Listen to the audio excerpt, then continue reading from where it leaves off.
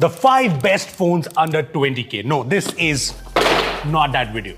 I'm suggesting you one phone that's the absolute best under 20,000 rupees, and that too probably for a short period of time. See, if you look at all the popular phones under 20,000 rupees, they all have some or the other issue. The G82, the Redmi Note 12 aren't the most powerful phones. The iQOO Z7 lacks an ultra-wide-angle camera. Both the Samsung phones have TFT LCD panels, no charger in the box, and the Narzo 50 Pro only has 5 5G bands with some important bands missing. And this is where this phone comes in. This is the phone that launched in India last year at 29,999, but right now it's gotten a price cut that brings it to 19,999.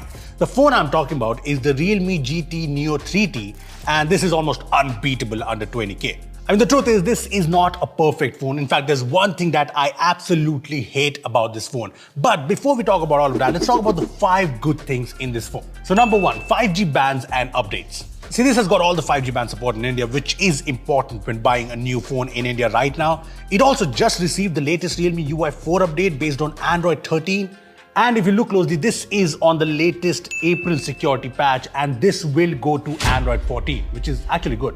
Then there's the fact that this is powered by the Snapdragon 870 processor. I mean, Snapdragon 870 is Snapdragon 870. It's one of the most consistent flagship chipsets from the past, and it's obviously more powerful than any other chipset in this price range. Be it 695, 778G, Dimensity 920, 870 is just more powerful without a doubt. I mean, we expect 870 phones around 30k, and under 20k, this is just insanely value for money. The experience is just more high-end compared to other phones under 20k. Just look at the app launches one after another, or even games. They run smoothly at higher graphics settings. It just feels like a fast, more expensive phone. There is one phone though that kind of competes well, the Redmi K50i, and that has the Dimensity 8100, which is slightly more powerful than the 870 if you consider benchmarks, but it has an LCD panel, so that's a big no. I mean, think about it. I'm getting an AMOLED panel with the GT Neo 3T while packing in the high-end performance, so I'd obviously go with this. And it's not a budget AMOLED display. It's got good specs, it looks good, it's brighter than, say, the POLED panel on the G82. I also like that the chin at the bottom isn't crazy big, and this has an in-display fingerprint scanner, which I always prefer more when compared to the side-mounted fingerprint scanners on almost every smartphone in this segment. And this is a fast fingerprint scanner, and this is a big deal. The stereo speakers are also pretty good, but do note that there's no micro SD slot here, and it does not have a headphone jack. Another thing to note is that this has a plastic frame and a plastic back, but this isn't too bad because it does not look crazy flashy or tacky like some of the other Realme phones, and it's a comfortable phone to use in hand.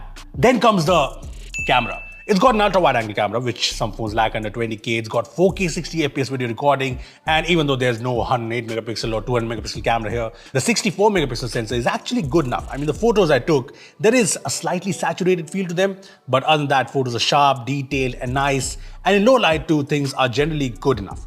The ultra-wide-angle camera is a bit lacking on details, but it has good colors. The 16 megapixel front camera also took nice selfies after I turned off beautification, and even the 4K videos from the phone look fairly good. Again, for the price, I think the cameras here are good enough. The phone also has solid battery life and super fast charging. I got a screen on time of around 6.5 hours with some heavy usage, so I rate the battery to be pretty good. And the 80-watt charge is probably the fastest charger in this segment. I mean, it charges the phone from 0 to 50% in around 13 minutes and to 100% in around 48 minutes, which is really fast. Now comes the red box, the problem, and this is a problem that's present in all recent Realme phones. Look, I'm talking about the bloatware and ads in Realme UI. I mean, there's so many third-party apps pre-installed, and not just third-party apps, there are a ton of Realme apps here. And all of these apps bring notifications that are, well, just bad. Some of them are outright NSFW.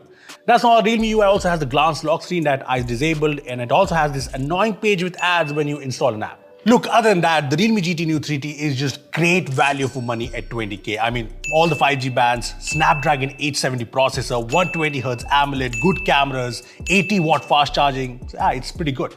I mean, all of this is great at 20,000 rupees. I mean, I remember when this phone launched at 30k, I ignored it because I thought there wasn't anything special about it. But at this price, this is just a very good all-around smartphone. Now, the 19,999 price of this phone is already live, but I'm not sure how long this phone will be available at 20k. So make sure to take advantage of this deal while you can. And if you've used this phone for the long term, make sure to share your experience in the comments down below. And thanks for watching.